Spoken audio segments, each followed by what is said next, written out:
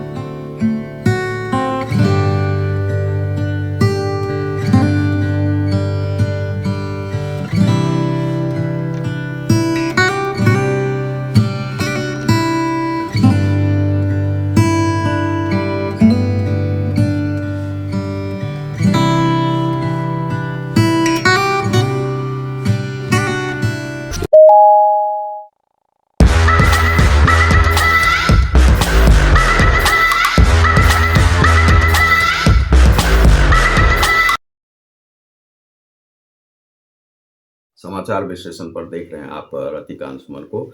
मैं एक चर्चा करना चाहता हूं जो कि आफताब और श्रद्धा के मामले में दिल्ली से जो आ रही है। तो इसमें किस प्रकार की घटना है ये और इसमें क्या होना चाहिए था और जो नहीं हुआ, तो इसी विषय में मैं आज बताऊंगा।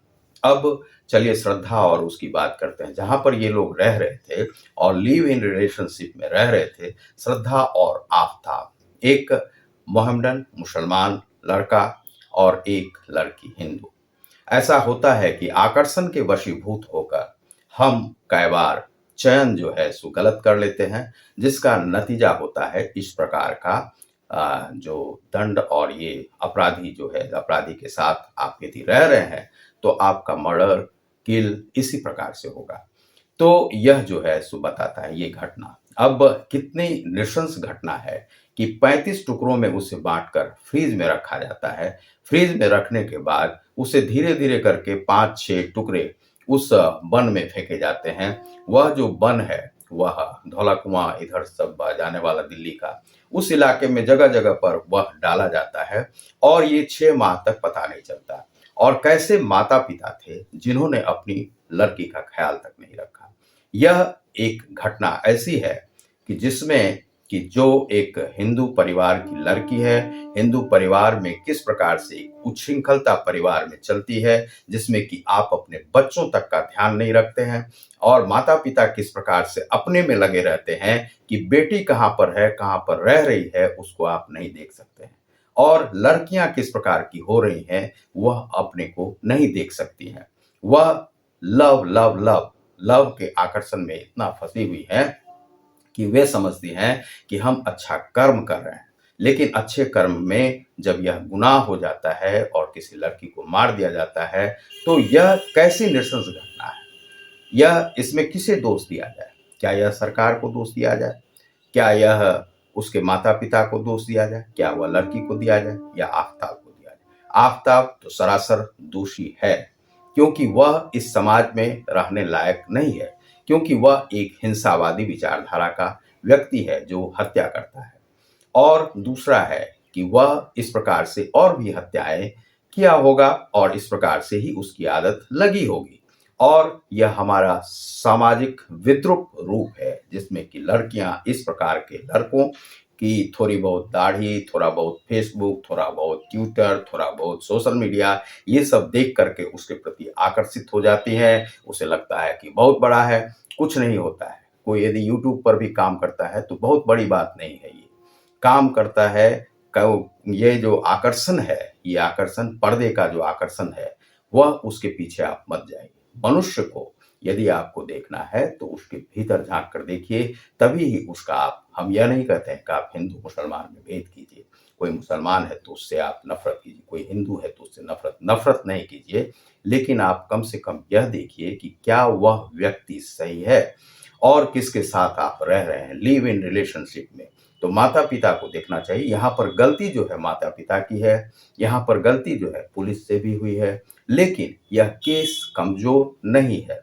चूँकि पहला ही क्वेश्चन बनता है कि वह लड़की तुम्हारे साथ लिव इन रिलेशनशिप में थी। यदि 5-10 लोग भी देखे हुए हैं, तो वह गवाही बनती है कि तुम्हारे साथ थी, तो वह कहाँ गई, उसका तुम प्रूफ दो। यदि क्योंकि तुम्हारे साथ थी, तो तुम्हारे साथ वह गई कहाँ? 5-10 तो है लोग जिन्होंने देखा है उन लोगों को साथ रहते हुए, तो इस आधार पे उस पर जो है सो एक सजा बन सकती है। तो कोर्ट यह नहीं कहे कि उसके पास सबूत नहीं है।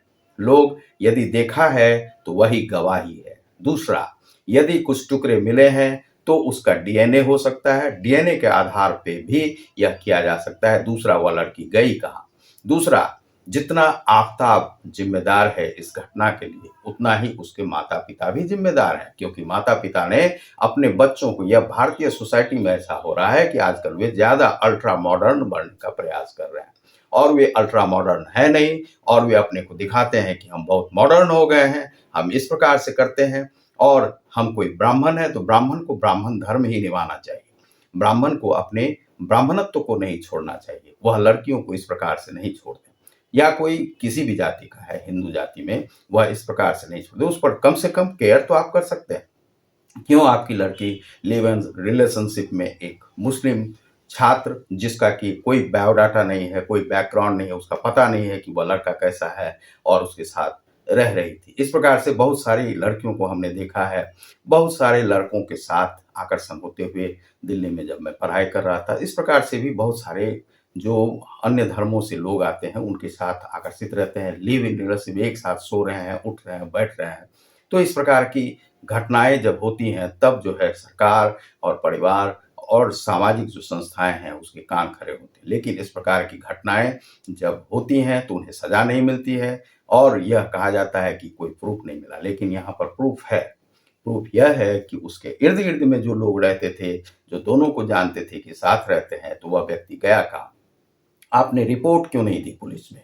तो यह जो है सबसे बड़ी है, पुलिस उसे पकड़ के रखे, और उसे जो है जज उस पर केस चलाए, केस का जो फैसला दे, और उसे जो भी सज़ा मिल सकती है कानूनी रूप से, हम यह नहीं कहेंगे कि फांसी दें, क्या दें, लेकिन जो भी मिल सकती है, वह नृशंस को कृत्य करने वाले को जो सज़ा मिल सकती है, वही उसे आफ़ताब को मिलना चाहिए।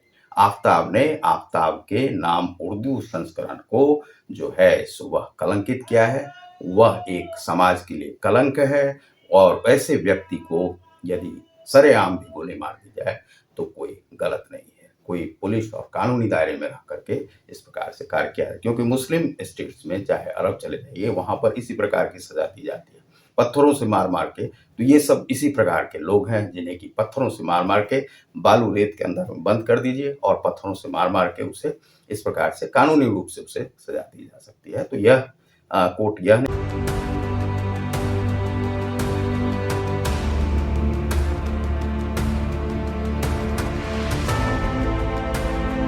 नहीं कर सकता है कि उसके पास कोई प्रूफ नहीं है। प्रूफ है, क्योंकि उसी के साथ वह लिव इन रिलेशनशिप में था, और उसका डीएनए भी मैच हो जाता है। तो लेकिन माता-पिता जो है, वह भी ज़िम्मेदार है अपने बच्चों को इस प्रकार से मरवाने में। बहुत-बहुत धन्यवाद। नमस्कार।